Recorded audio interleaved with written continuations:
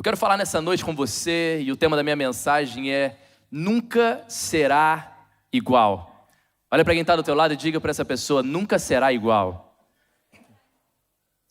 Eu sei que nós criamos sempre muitas expectativas e as nossas expectativas são saudáveis até o momento em que nós trazemos uma comparação entre uma coisa e outra.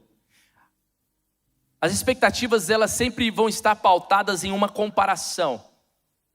Se você esteve com a gente terça-feira passada e você viu aqui o fluir, o mover de Deus que foi terça-feira passada, talvez você já logo chegou aqui hoje falando, nossa, será que vai ser igual na terça-feira passada? Porque a gente procura sempre comparar uma coisa com outra.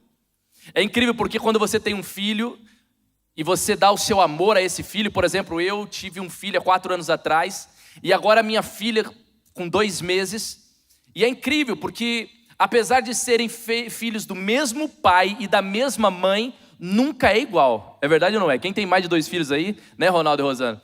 Tem 2 meninão gigantes lá. Nunca é igual. É o mesmo pai, é a mesma mãe, a mesma criação, a mesma educação, o mesmo tudo, mas é completamente diferente. Apesar da Zoe ainda ser muito pequena, mas eu já percebo traços nela de que ela vai ser muito diferente do Noah. A começar, gente, que ela tem muito pelo aqui nas costas. E dizem que mulher que tem muito pelo é brava. Eu não sei se é verdade isso, né? Mas, ou seja, a verdade é que nós sempre procuramos viver uma realidade e nós comparamos a algo que nós já vivenciamos um dia e criamos ali então uma expectativa. Você, por exemplo, que gosta de cozinhar, você fez ali um belo bolo num dia, você fez aquele bolo maravilhoso e todo mundo elogiou, e aí todo mundo olha para você e fala, ei, você precisa fazer de novo. Aí você vai lá, coloca os mesmos ingredientes, faz da mesma forma, segue a mesma receita, mas não sai igual. É verdade ou não é? Nunca sai igual, nunca é igual, nunca será igual.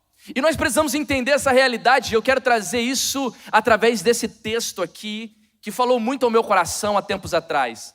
O Evangelho de João, capítulo 11, verso 37, diz assim, mas alguns deles disseram, ele que abriu os olhos do cego, não poderia ter impedido que este homem morresse? Contextualizando esse texto, é o momento em que Jesus, ele se aproxima ali do túmulo de Lázaro, e você já deve conhecer muito bem essa história, mas a Bíblia diz que um determinado dia, Jesus, que tinha um amigo chamado Lázaro e suas irmãs, ele é convidado para ir até Lázaro, antes que Lázaro morresse.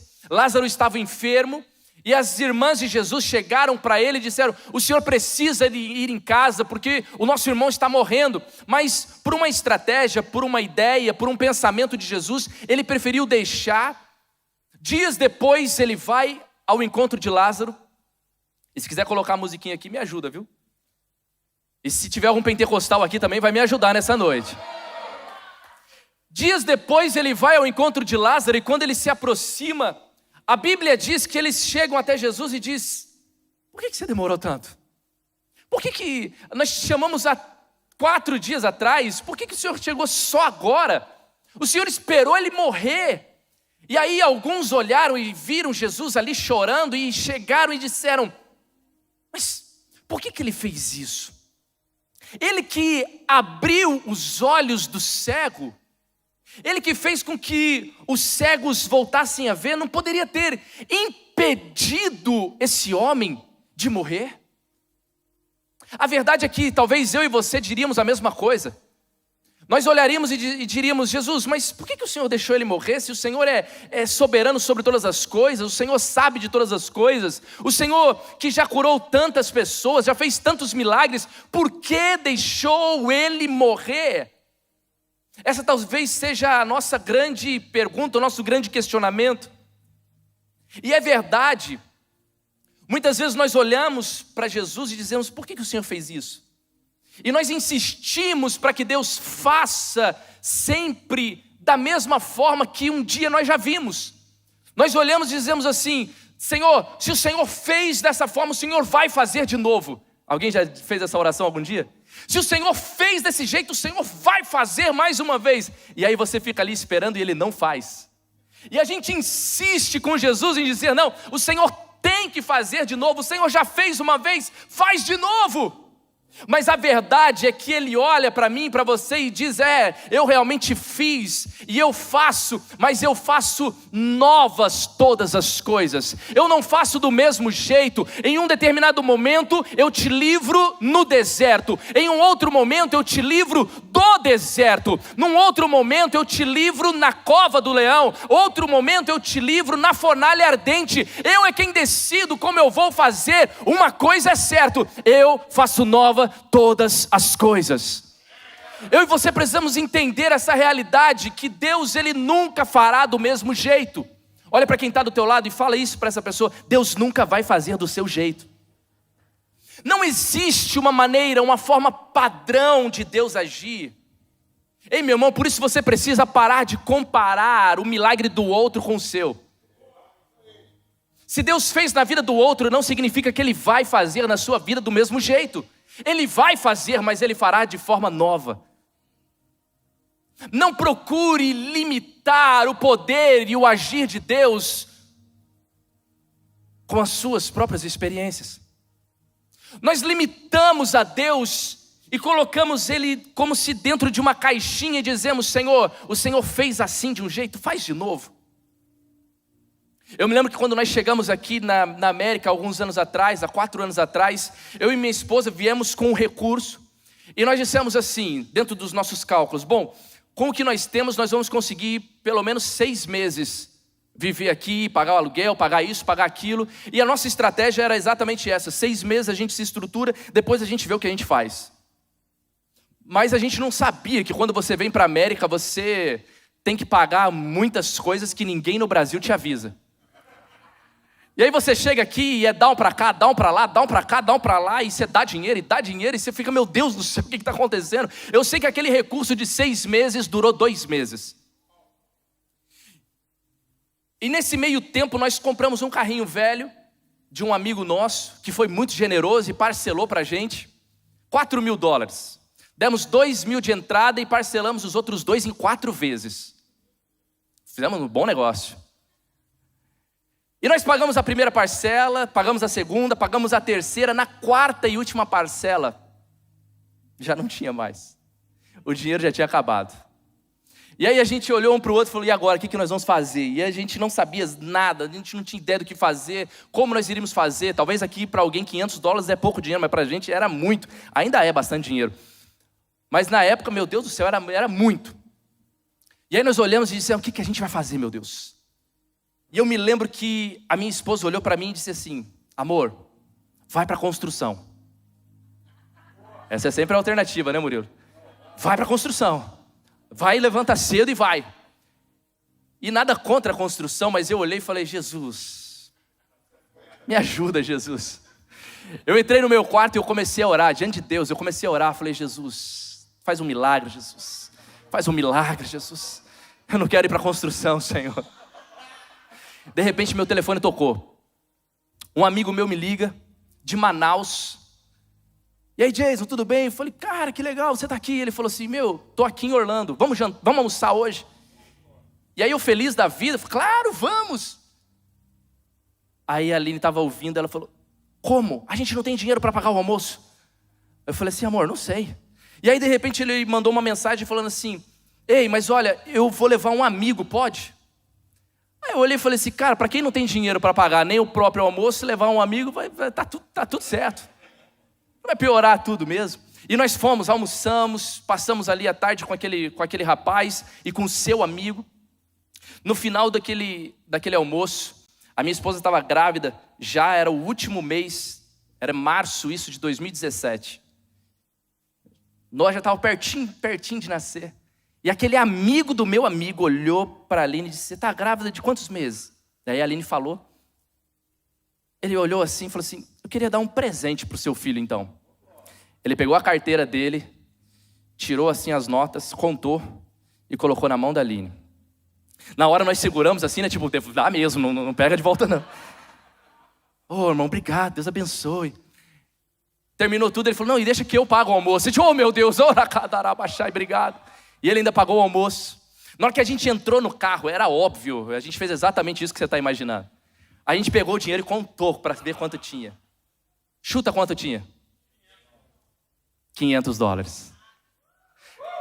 A gente pegou aquele dinheiro, pode aplaudir Jesus então. A gente pegou aquele dinheiro e fomos direto no escritório daquela pessoa que eu estava devendo os $500. Eu esqueci só de lembrar que pela manhã, antes do meu amigo me convidar para o almoço, esse meu outro amigo tinha me ligado cobrando os $500. E eu disse para ele que eu ia pagar. E eu não sabia de onde tirar. Por que eu estou te dando esse testemunho? Porque dias depois eu tive outras contas de $500 para pagar. De 300, de 1.000. E eu ficava esperando, Deus, faz o meu telefone tocar de novo. E algum amigo me convidar para almoçar mais uma vez. Quantas outras vezes eu orei e disse, Senhor, faz de novo. Senhor, deixa alguém de novo ofertar $500 na minha conta. Deixa alguém de novo me convidar para almoçar. Mas deixa eu te dizer uma coisa. Isso nunca mais aconteceu. E não aconteceu porque Deus nunca mais cuidou de nós. Não aconteceu porque Deus fez de forma diferente. Não aconteceu porque Deus não faz da mesma forma, nunca será igual, nunca será da mesma forma. Talvez você esteja olhando e dizendo assim, Senhor, faz de novo aquele milagre que um dia o Senhor fez. Ele vai fazer um milagre na sua vida, mas nunca será da mesma forma. Ele agora usa outras maneiras, Ele agora abriu uma porta para que eu possa trabalhar, Ele agora gera relacionamentos e network, Ele agora estabelece princípios e valores, Ele agora faz de outras maneiras, mas Ele sempre fará um milagre na nossa vida, mas esse milagre nunca será igual. Tem alguém comigo aqui nessa noite? Eles olharam e disseram, por que o Senhor não fez da mesma forma? Por que agora o Senhor deixou ele morrer? Por que agora o Senhor não fez como das outras vezes? Como daquela vez que o Senhor curou o cego? Jesus olha para eles e diz assim, no verso 14, eu fiz isso e eu falei para vocês que se vocês crescem, vocês veriam a glória de Deus. O que eu quero que você entenda é que tudo aquilo que o Senhor faz na minha e na sua vida, tudo o que o Senhor faz é para a glória de Deus. Tudo que eu e você temos vivido é para a glória de Deus. Tudo aquilo que nós temos vivenciado é para a glória de Deus. As lutas que você tem passado é para a glória de Deus. Diga comigo, diga, é para a glória de Deus. Aquilo que você tem enfrentado é para a glória de Deus. As contas que você tem que pagar é para a glória de Deus. Tudo é para a glória de Deus. Se Ele quisesse curar, como Ele fez com o cego, Ele teria feito. Mas Ele olha e disse, não, eu aqui agora vou deixar morrer, porque eu vou ressuscitar dessa vez. Da primeira vez eu curei o cego e ele voltou a ver, mas dessa vez eu vou deixar morrer e vou ressuscitar. Porque Ele faz o que Ele quer e da forma que Ele quer. Mas nós sempre procuramos viver do passado, nós sempre procuramos viver das nossas experiências. Nós sempre procuramos olhar e dizer assim, Senhor, a unção que o Senhor liberou um dia na minha vida, faz de novo. Senhor, aquele mover maravilhoso que um dia nós vivemos, faz de novo. Ei, meu irmão, em nome de Jesus, guarda isso no teu coração. Deus nunca vai fazer do mesmo jeito. Deus nunca fará da mesma forma. Nunca será igual. O Senhor quer fazer algo novo na minha vida e na sua vida. Talvez você tenha olhado e dito, Senhor, me usa como o Senhor me usou no passado. Ele está olhando para você e dizendo, eu não quero te usar como eu te usei no passado. Eu quero te usar de uma forma diferente. Eu quero derramar sobre você um espírito novo. Eu quero derramar sobre você uma unção nova. Eu quero liberar sobre você algo novo. Você precisa estar preparado para algo novo, porque nunca será igual. Mas a gente fica sempre procurando viver aquilo que um dia nós vivemos. Eu não sei se você é desse tempo, mas eu sou do tempo em que havia uma unção de dente de ouro na igreja. Alguém lembra dessa unção aí? Gente, eu ficava dizendo, Jesus, me dá essa unção, meu Deus. Eu lembro de uma outra época que era a unção de emagrecer, gente. Eu vi com os meus olhos a pessoa segurar a calça assim, ó, e falar, cara, perdi sei lá quantos quilos no meio da oração. Mas ele não faz, já voltou. Mas por que hoje isso não acontece? E quantas vezes nós dizemos isso? Ai, antes era tão mais ungido. Antes era tão mais, nossa, antes era diferente. Não era, irmão. Aí você sempre vai arrumar um irmão para concordar com você. E ele fala assim, antes parece que o fogo descia, né? Antes parece que, nossa, o pastor começava a orar, os demônios começavam tudo a se manifestar. Nossa, antes era aquilo. Ei, meu irmão, nunca vai ser igual. Mas isso não significa que Deus não está agindo. Você não entendeu, não. Não significa que Deus não está movendo no nosso meio. Não é porque hoje não tem mais alguém colocando as mãos e demônios aqui se manifestando no nosso meio, que Deus não está libertando no nosso meio. Não é porque não tem mais aqui, de repente, alguém caindo no Espírito Santo, que o Espírito Santo não está nos enchendo no nosso meio aqui agora, nesse lugar, nesse momento. Não é porque nós não estamos, de repente, pulando e saltando, e isso tudo é muito bom, e isso tudo realmente pode acontecer novamente, mas não é porque nós não estamos vivendo isso, que o Espírito Santo não está entre nós. Não será e nunca será igual. Cara, só tem 2 pessoas comigo aqui nessa noite. Ei, você que está online aqui, escreve aqui, nunca será igual. Deixa eu interagir com você que está online. Escreve aí, nunca será igual. Os milagres do passado ficaram no passado. Aquilo que Deus fez, aquilo que Ele fez na minha e na sua vida, não cabe mais nos dias de hoje. Não cabe mais, meu irmão, aquilo que Deus liberou sobre a sua vida não cabe mais para você hoje. Você precisa olhar e dizer, Senhor, obrigado porque o Senhor fez isso na minha vida, mas agora eu quero viver algo novo, eu quero viver uma coisa nova, eu quero algo novo do Teu Espírito sobre a minha vida. Não pode ser igual, não cabe mais na minha vida. As pessoas sempre querem as coisas como antes. Mas não é igual. Olha para quem está do teu lado. Se for tua esposa, então, teu marido, aproveita. Fala, nunca vai ser igual. Muda, gente. Muda. Não é igual. Naquele momento que eles estavam ali, e eu tenho que correr agora, porque o meu tempo já está esgotando. Quando eles olham e dizem assim, como Ele curou os cegos, por que não fez agora? Provavelmente eles estavam falando sobre esse cego aqui de João 9. João 9, verso 1 ao 7. Provavelmente seja esse cego que eles estavam se referindo quando eles disseram, por que Jesus não curou Lázaro como fez com o cego? Porque João 9, 1, 7 diz, ao passar Jesus viu um cego de nascença. Seus discípulos lhe perguntaram, mestre, quem pecou? Este homem ou seus pais para que ele nascesse cego? Disse Jesus, nem ele nem seus pais pecaram, mas isso aconteceu para que a obra de Deus se manifestasse na vida dele. Enquanto é dia, precisamos realizar a obra daquele que me enviou. A noite se aproxima quando ninguém pode trabalhar. Enquanto eu estou no mundo, sou a luz do mundo. Eu tenho dito isto.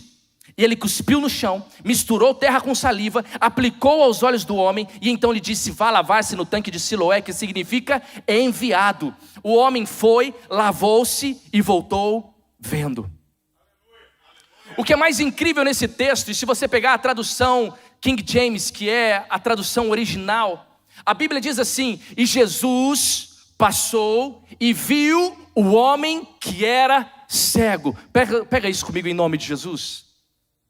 Quando Jesus realiza um milagre na vida desse homem, é incrível porque enquanto todos viam ele como cego, enquanto todos viam as suas limitações, enquanto todos viam a sua deficiência, enquanto todos viam o seu pecado, enquanto todos viam seus erros, enquanto todos viam seus problemas, enquanto todos olhavam apenas para o estereótipo dele, a Bíblia diz que Deus, encarnado em Jesus, vê algo antes disso. Ele vê o homem que estava antes das suas limitações. A Bíblia diz que Jesus olhou e viu. Quantas pessoas passaram por aquele cego e nunca viram aquele cego, quando a verdade é que quem era cego era o homem que estava sentado. Mas quantos outros passaram por ele? A Bíblia diz que ele estava ali mendigando. Eu não sei você, mas quantos mendigos nós já vimos na rua e nós nunca notamos eles? Quantos talvez nós passamos e até tropeçamos nele e nunca sequer olhamos para ele? Mas a Bíblia diz que enquanto todos faziam isso, passavam por aquele cego e não viam ele, Jesus olhou e viu. Jesus viu aquele homem.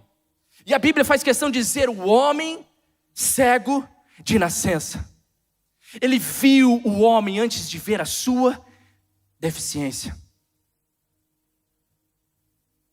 É exatamente isso que Ele faz comigo e com você. Antes de ver os nossos pecados, antes de ver os nossos problemas, antes de ver as nossas habilidades, antes de olhar as nossas competências, Ele olha primeiro para mim e para você e vê quem nós somos. Mas aí começa uma discussão entre eles dizendo, tá, mas ele é cego de nascença, e quem foi que pecou? Por que ele nasceu dessa forma? Por que ele nasceu cego? Foi o pai, foi a mãe ou foi ele mesmo? Jesus olha e diz assim, a culpa não é nem do pai, a culpa não é nem da mãe, a culpa não é nem dele por ele ter nascido cego. O que Jesus responde é, isso aconteceu para que eu pudesse manifestar a minha obra na vida dele. Sabe por que ele nasceu cego? Porque um dia, anos depois, eu me encontraria com ele no meio do caminho, só para curá-lo e manifestar a minha obra na vida dele, para mostrar para todo mundo que eu sou capaz de curar o cego. Jesus olha e diz assim, é por isso que ele está cego. Para que um dia eu tivesse um encontro com ele e manifestasse a glória de Deus na vida dele. Jesus então olha e diz, agora vai, se lava no tanque. E no momento em que ele se lava, ele começa então agora a ver como Jesus o vê. Talvez Jesus era o único que não o via como um cego. Talvez Jesus era o único que o olhava antes das suas deficiências. Jesus o via como homem. Mas quem era esse cego? Não sei. Ele era um cego. Ele era um cego. Um cego de nascença. A discussão então começa a aumentar, e eles levam esse cego até os fariseus, e ali os fariseus começam então a questioná-lo, quem foi que te curou? E João 9, 24 e 25 diz, pela segunda vez, chamaram um homem que fora cego e lhe disseram, para a glória de Deus diga a verdade, sabemos que esse homem é pecador. Eles estavam se referindo a Jesus, mas esse homem agora que era cego e agora passou a ver, respondeu, eu não sei se ele é pecador ou não, uma coisa eu sei, eu era cego e agora vejo.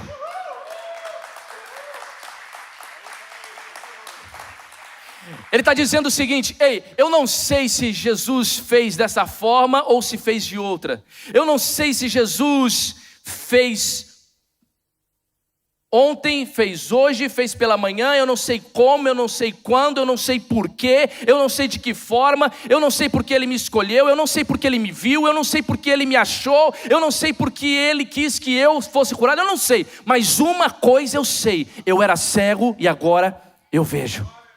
Eu não sei explicar o meu milagre, eu não consigo explicar o meu milagre, e o grande prazer e a alegria do milagre é saber que um milagre, quando vem de Deus, ele não se explica, você simplesmente vive. Eu não consigo explicar por que aquele moço me ligou naquele dia e levou o amigo dele, e o amigo dele me deu aqueles $500, eu não consigo explicar isso. É por isso que chama milagre. É por isso que é um milagre. O milagre eu não preciso entender, o milagre eu não preciso saber. Eu só sei que eu era cego. E agora eu estou vendo. Mas se nós pegarmos, tem tantos outros milagres de cura. E a gente ficaria aqui horas e horas falando de tantas curas e tantos milagres que Jesus fez. Mas eu quero me atentar só mais um milagre de Jesus na vida de um outro cego. Marcos 10, 46 e 52 diz assim, então chegaram a Jericó, quando Jesus e seus discípulos, juntamente com uma outra grande multidão, estavam saindo da cidade, o filho de Timeu, Bartimeu, que era? Estava sentado à beira do caminho pedindo esmolas. Quando ouviu que era Jesus de Nazaré, começou a gritar, Jesus, filho de Davi, tem misericórdia de mim. Muitos o repreendiam para que ficasse quieto, mas ele gritava ainda mais, filho de Davi, tem misericórdia de mim. Jesus parou e disse, chamem-no. Chamaram o cego, ânimo, levante-se, ele o está chamando. Lançando a sua capa para o lado, de um salto, pôs-se de pé, dirigiu-se a Jesus. E Jesus perguntou, o que você quer que eu faça? E o cego respondeu, mestre, eu quero ver. Jesus então diz: vá, a sua fé o curou. E imediatamente ele recuperou a visão e seguia Jesus pelo caminho.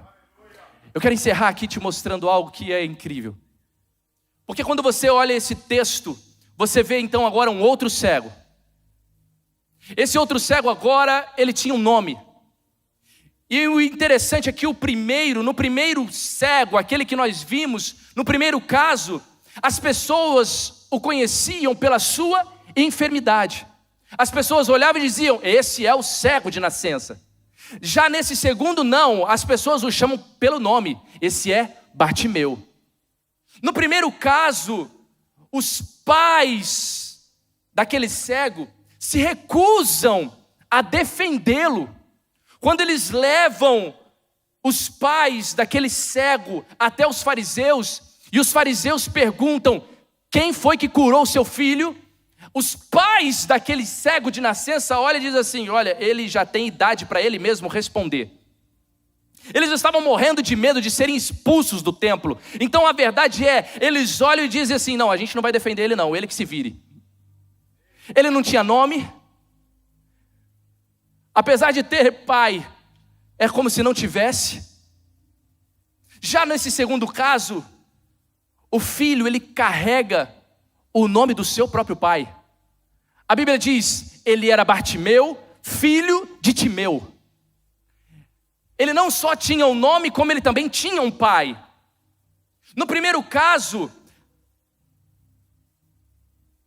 a enfermidade daquele cego seguiu ele desde o dia que ele nasceu. Ele nasceu cego. Já nesse segundo, provavelmente ele tornou-se cego, porque a Bíblia diz que ele recuperou a visão. No primeiro caso, Jesus vai até esse cego. Tem alguém comigo aqui? Jesus foi até aquele cego. No segundo, o cego precisa gritar: filho de Davi, tem misericórdia de mim. No primeiro caso, os discípulos então agora querem saber quem é que tem a culpa. Ele é cego de nascença por culpa do pai, por culpa da mãe, por culpa dele mesmo. Já no segundo caso, você vê aqueles mesmos discípulos junto com a multidão olhando para aquele cego e dizendo: ei, fica quieto, cala a boca, para de gritar, você está gritando demais. No primeiro caso, você vê Jesus chegando até aquele cego e, sem perguntar, põe as mãos sobre os seus olhos e dá a ele a visão. Já no segundo caso, você vê Jesus se aproximando daquele cego e perguntando: o que queres que eu te faça? Se você olhar o primeiro cego, o primeiro caso que nós lemos, Jesus ele cospe no chão e manda que ele lave no tanque. Já no segundo, Jesus simplesmente fala e imediatamente ele volta a ver. Eu queria ter tempo para falar sobre cada uma dessas características para você, mas eu não vou ter tempo não.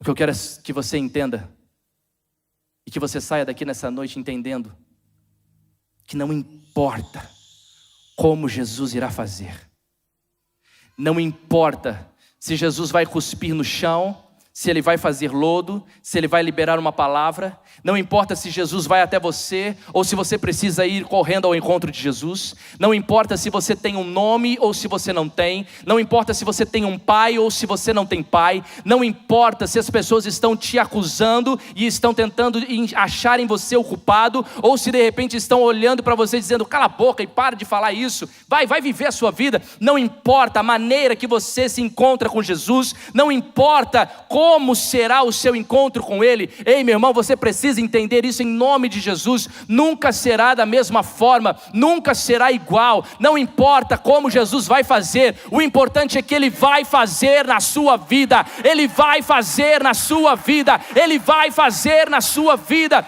No primeiro caso, se a banda quiser subir, pode vir. No primeiro caso, nós vemos aqui Jesus restaurando a identidade daquele homem, aquele homem que era conhecido como o cego de nascença. Jesus olha para ele e diz: ei, antes de ver a sua enfermidade, a sua debilidade, eu vejo quem você é. No segundo caso, ele era filho de Timeu, ele tinha um nome, Bartimeu, e ainda assim Jesus olha para ele e diz: ei, eu quero você do jeito que você é. No primeiro caso, nós vemos aquele homem sentado esperando que Jesus fosse ao encontro dele. No segundo, Jesus olha e enquanto ele passa, aquele homem precisa gritar e chamar: Jesus, por favor, filho de Davi, tem misericórdia de mim. O que eu quero que você entenda em nome de Jesus é que não importa a maneira que ele vai fazer, mas ele fará na sua vida algo novo, em nome de Jesus.